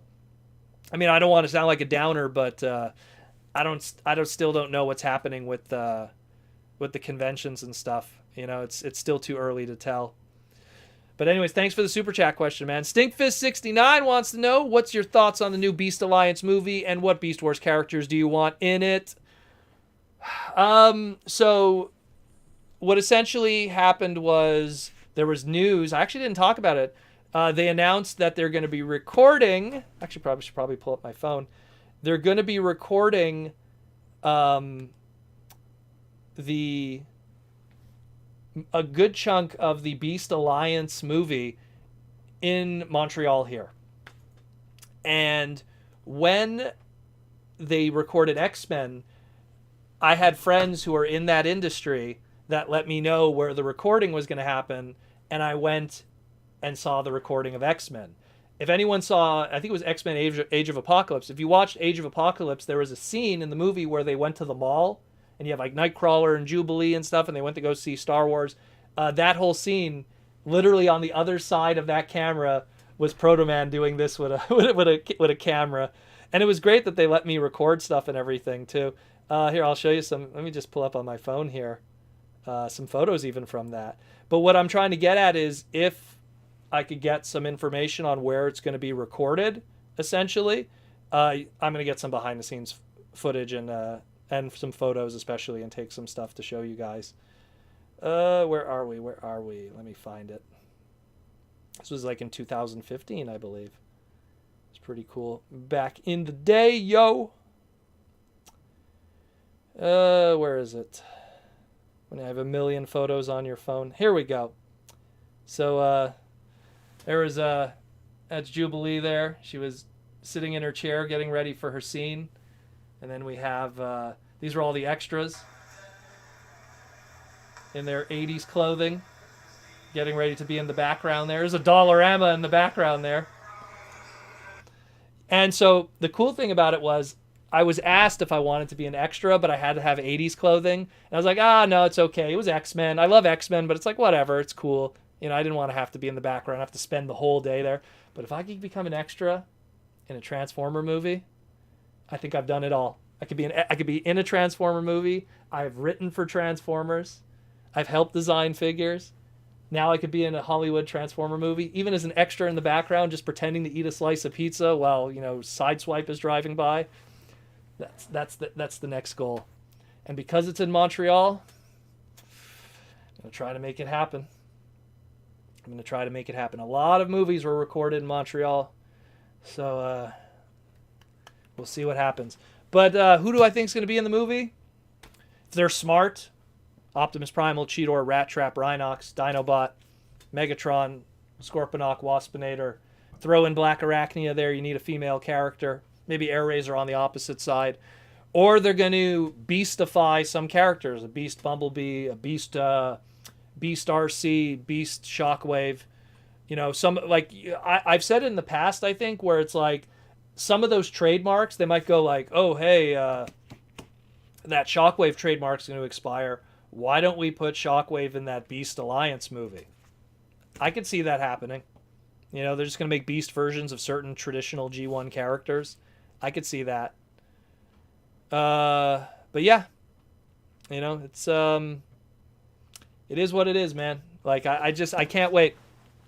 I can't wait for that when that stuff comes here, because I'm going to try to find out. Anyways, where are we at? I have so many questions here. So many. Everything gets... Guys, if I miss stuff, I'm sorry. There's so many. Super Chat obviously gets priority, but it's like, you know, there's so many here. Where are we at? I'm all lost with the Super Chat questions. Hey, Proto, I'd love to see the line of Transformers based on classic cars. Comme ça. Like so. Nice Bel Air. If you could choose any classic car for a figure, and what would it be? It technically was already done, but it was done in a weird line. Let me go get him. So, one of my favorite cars, not my most favorite car, but one of my favorite cars. It's a little dusty because it was on display. The 86 Corolla. So this is Q Transformers Jazz. What the... Focus. Come on, focus. Anyways, he turns into an 86 Corolla, which is... Anyone who knows anime, an initial D, knows that it's the bee's knees. And I would love it if they... You know what would be cool? Drift. Take Drift, who's traditionally a drift sports car, and turn him into a 86 Corolla. Wouldn't that be cool?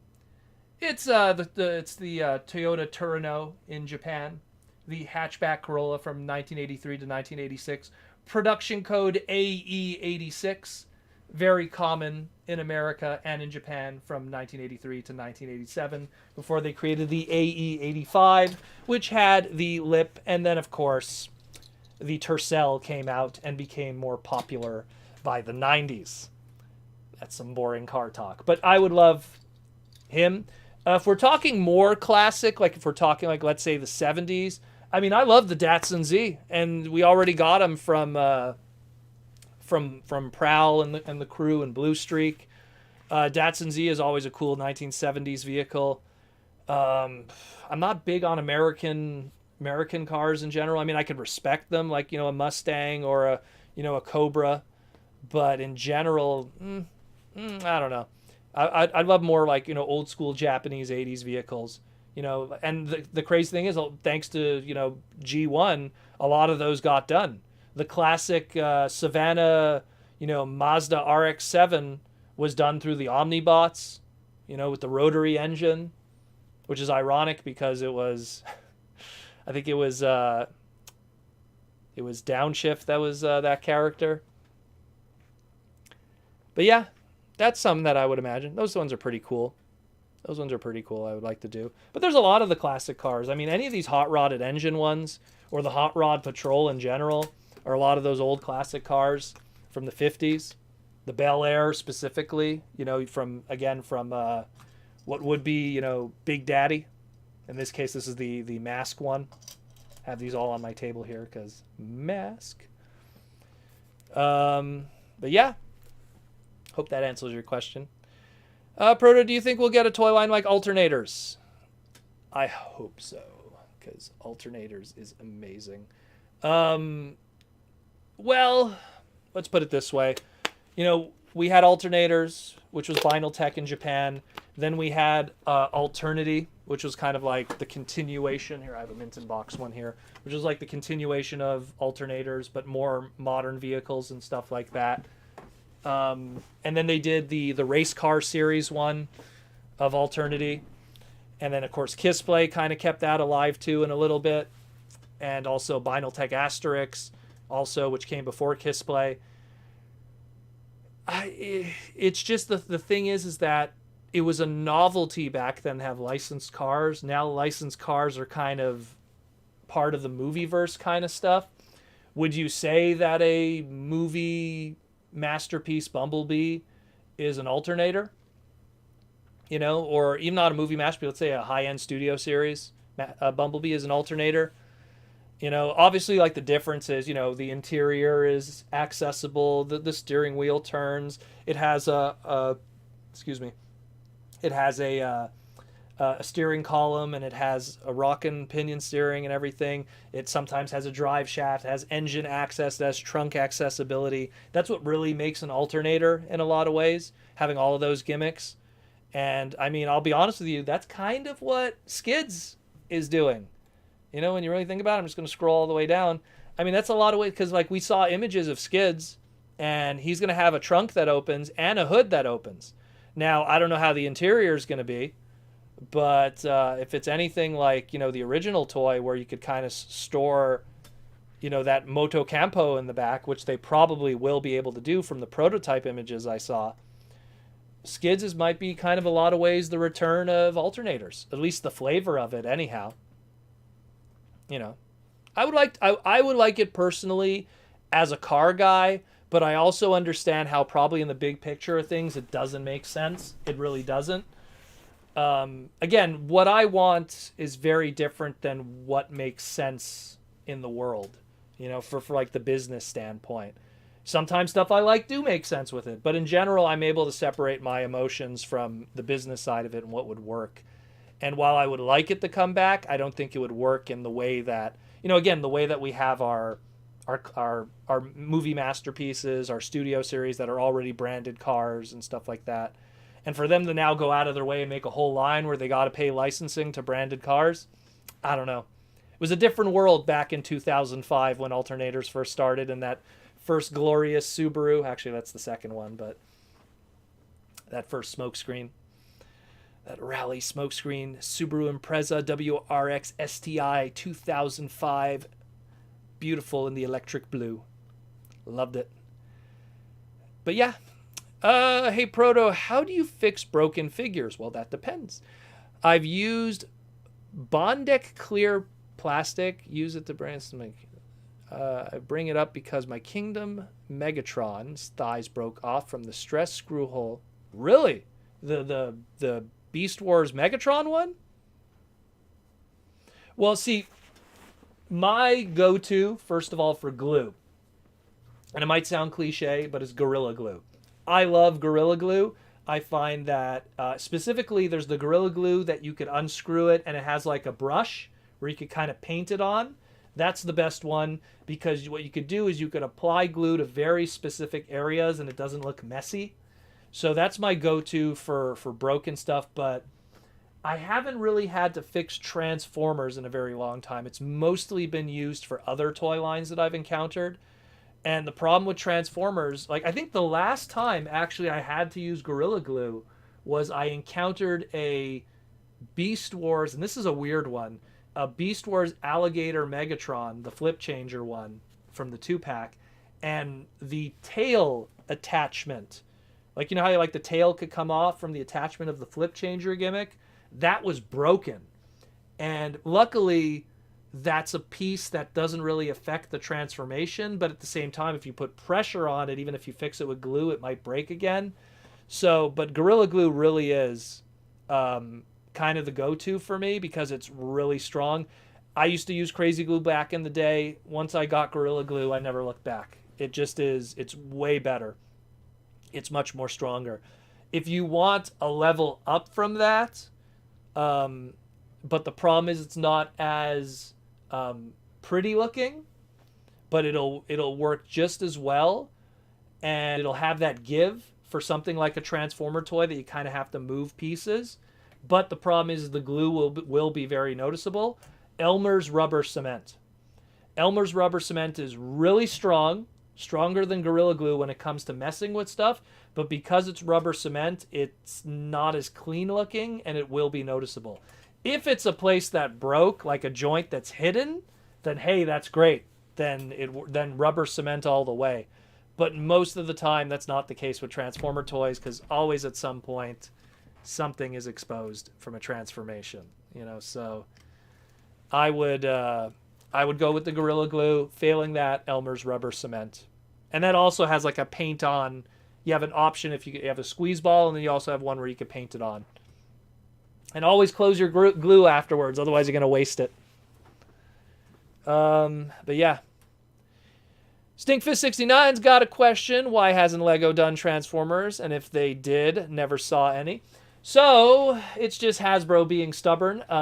If they have the Transformer brand and they're going to make building block Transformers, they want to own it. They don't want to just license it out to an IP and they make the money. Enter Creo. And Hasbro had a long relationship, and even before that, Takara had a long relationship with Oxford, which is the Korean company that Creo was made from. Creo was made through Oxford, and because, look, if Takara and Hasbro are sitting around going, hey, we got this company here that's part of our little bubble that does building blocks. Why don't we make our own? And that's pretty much the short end of it. Is Hasbro just wants to make their own money. They don't want to share the wealth. Number one, when they have a company that already does it. And the weird thing is we're still kind of getting Creo products still to this day. Like the Universal Studios Orlando gift shop still has new Creo. It's old product, but it's rebranded to make it look new, like 2021 or 2020 product. So there's still new product coming out all the time of Creo from Oxford. It's just it's old new product. So it shows that they're still doing stuff.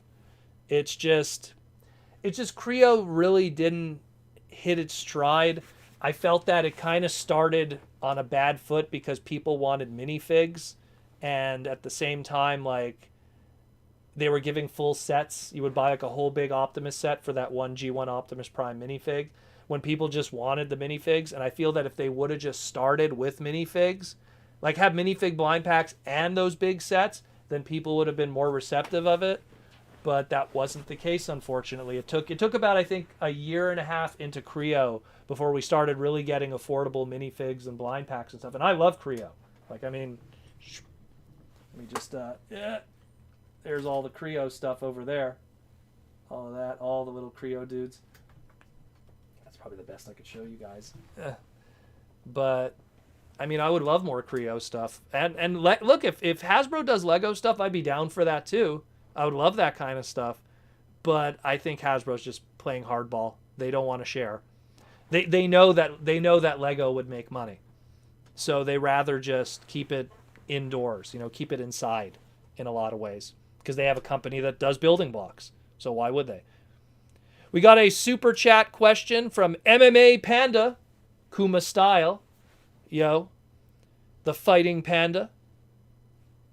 I wish Takara would make more Masterpiece mini-bots, or at the very least, a Grimlock that's not to scale with MP44, or at least a Grimlock that is in scale with MP44 Optimus. Well, again, that Grimlock that we had from back in the day is a product of its time, unfortunately. I think, honestly, MMA Panda, we will get another Grimlock at some point.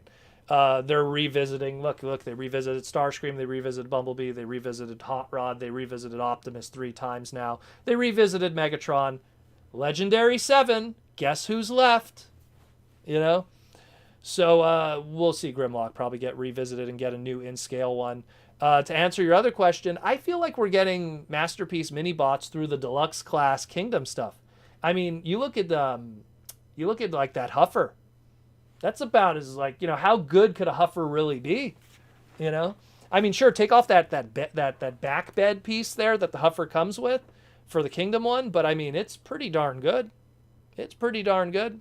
So I imagine that any Masterpiece mini bots we'll get in the future will pull from that engineering that we got in the past from Kingdom and stuff. For sure. But I would love it. Me personally, I would love to have Brawn. I would love a Masterpiece Brawn. That would be my, like, if I had the pick and it's not business related, first mini bot, I would want Brawn and then Cliff Jumper. But if it had to be a business choice, probably I'd have to go with Cliff Jumper. He'd probably be the next popular of the 84 guys to get a Masterpiece release. Probably Cliff Jumper. Not to mention there's repaint potential there, because then you could do tap out and stuff like that. So, and then a black repaint even. So there's more repaint potential there. Where Brawn, it's like, you could retool it and do, Outback and then do black repaint, but But yeah, I would like that. I would like that, Panda. I would like it. But again, Grimlock, give it some time. Look, we just got that Kingdom Studio Series, Studio Series 1. Give it some time, and when that's old, and then we'll get a Masterpiece one again. Watch. We got 8 minutes left in the stream, unfortunately, so you're going to have to get in those super chat questions when you can, people. Proto, own any 1x1 or larger diecast car models. Well, 1x1 would be the actual size of the vehicle. No, I own a 1x1 Toyota Corolla S-Type Sport Edition manual transmission. I own a 1x1 Toyota Corolla Junker on the side. That's my convention car. I owned a 1x1 86 Corolla back in the day, for anyone saw those photos on my old DeviantArt account. But no 1x1 diecast. Horned Owl, I apologize for that. Horned Owl, the great Horned Owl himself, asks the super chat question: is it true that the inspiration for Hot Rod Rodimus Prime was a Bison General Motors? No. That is not true at all.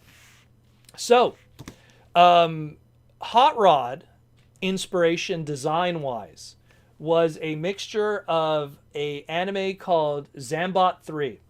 It was an old anime, old Super Robot anime. A lot of Super Robot animes were played in the Philippines. Daimos, Voltage V, and Zambot 3 was played in the Philippines, and there's a part of Zambot 3 called Zambo Ace. Type Zambo Ace open a tab right now, type Zambo Ace, and have your mind blown. So there's your design for Hot Rod. Number 2, the alt mode. There's all kinds of rumors. Yeah, the use of Nissan engine based Dome Zeros and that design and stuff. Fluro Deary probably was pulling a little bit from that because there was a lot of test driving happening in the Philippines and everything. I don't know the full story with that. We'd have to interview him. And we can't deny the Star Wars element too. A little bit of Luke Skywalker thrown in there, just like Princess Leia with RC. That has been confirmed by Fluro Deary.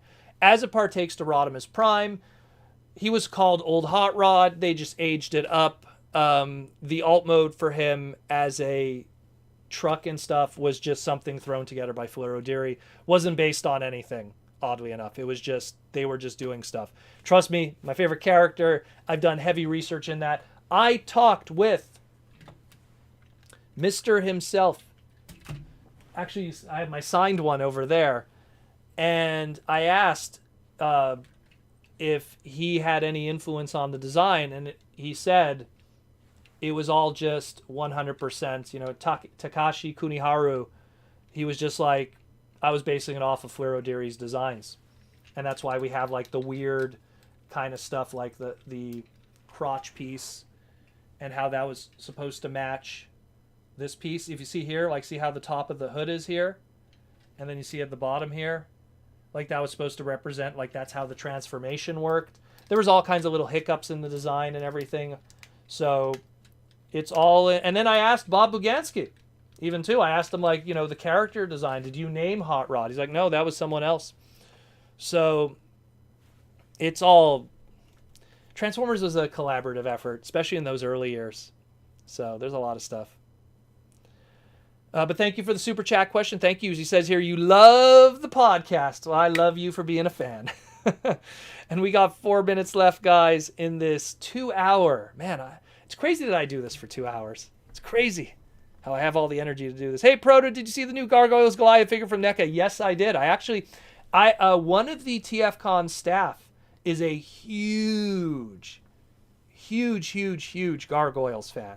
And if you go on the DVD box sets of Gargoyles, they had a extra on the convention. There was a convention for Gargoyles, and it was one of the extras on the DVD box sets of Gargoyles called The Gathering of the Gargoyles in Montreal. And I think she was on those extras. And she's part of TFCon staff, so she was super hyped about it. But yeah, it looks really cool. I kind of hope they do other characters too.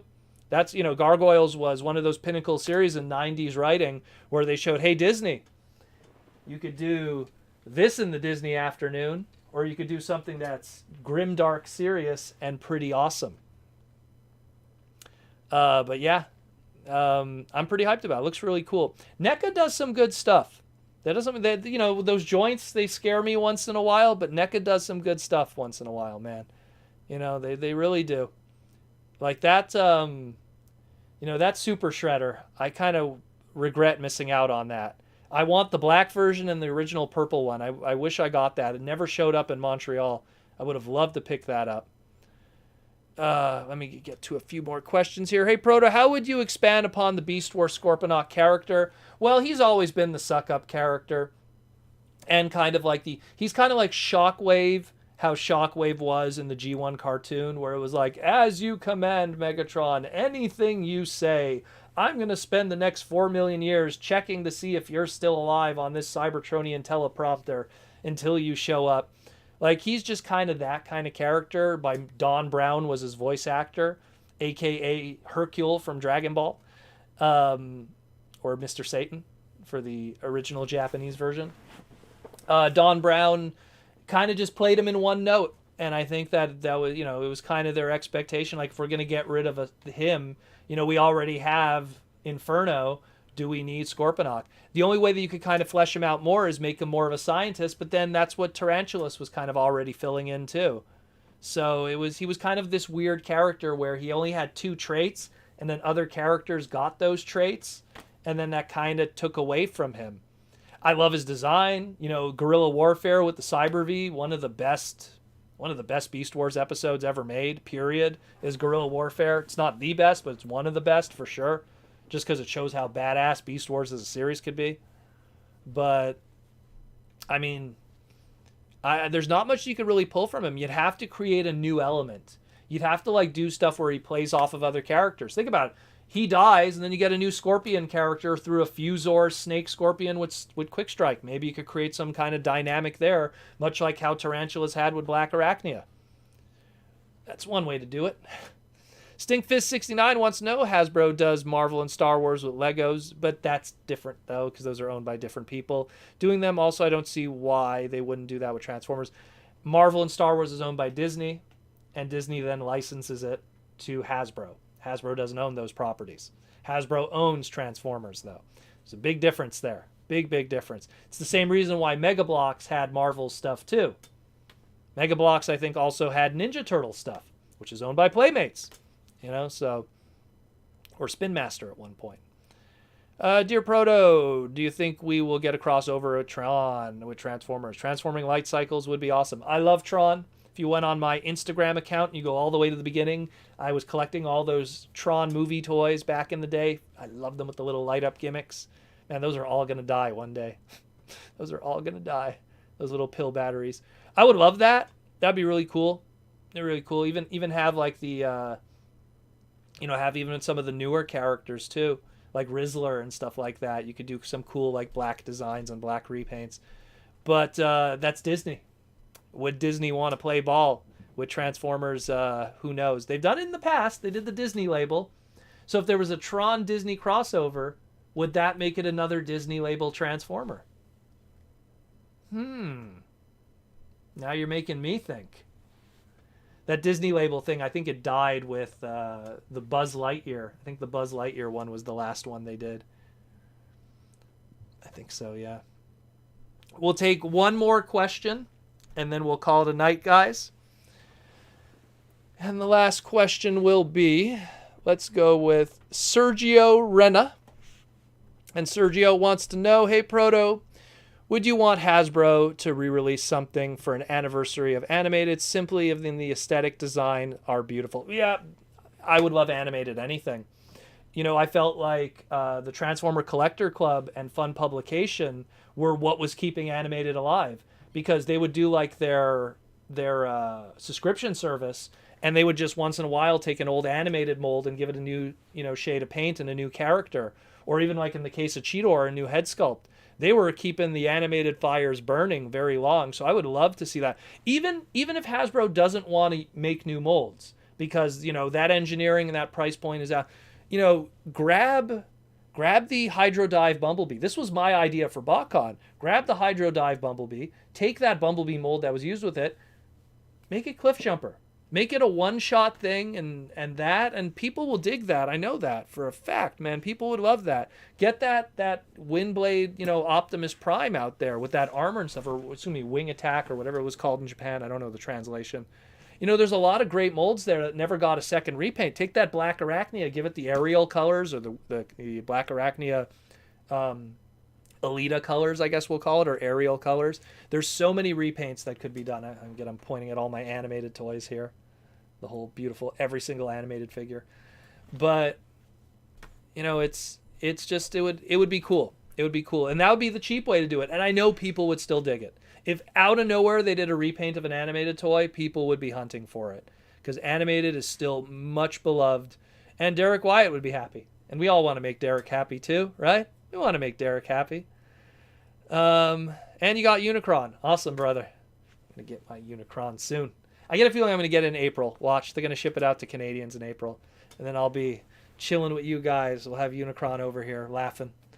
I'll have him in planet mode, though. Just because it'll be more imposing if you just have that guy in the background. But yeah, that's it, guys. We are done for the night. thank you again for coming. Once again, I want to thank Symbiote Studios for being our sponsor, and be sure to check out their stuff that they're doing right now and all their cool little plushes and everything, symbiotestudios.com. Once again, if you want to support the podcast and let me know that I'm doing a good job and I'm not just screwing around and wasting your time, Patreon is the best way to do it. Patreon.com/Protoman. The link is in the description below. If it's not in the description below, I'll put it in the replay of this segment. Come join the Patreon. There's different tiers, and you can let us know we're doing a good job and help support the Patreon. Help pay for that power supply I had to change on my dead computer. But yeah, thanks for coming, everyone. It's always great to have everyone in here. I hope you guys learned something, because that's the whole point of these segments. We go 2 hours of digging into the brain and making you learn something about the Transformer world that no other podcast could give you, and that's why we're the #1 podcast for Transformers in the world. It's actually proven statistically. I mean, hell, we topped out at like 190 people in the stream. Sounds good to me. Wait till you see the replays. Nice seeing everyone. We'll see you all soon, and thanks again to everyone who came by and asked the questions, did the super chats,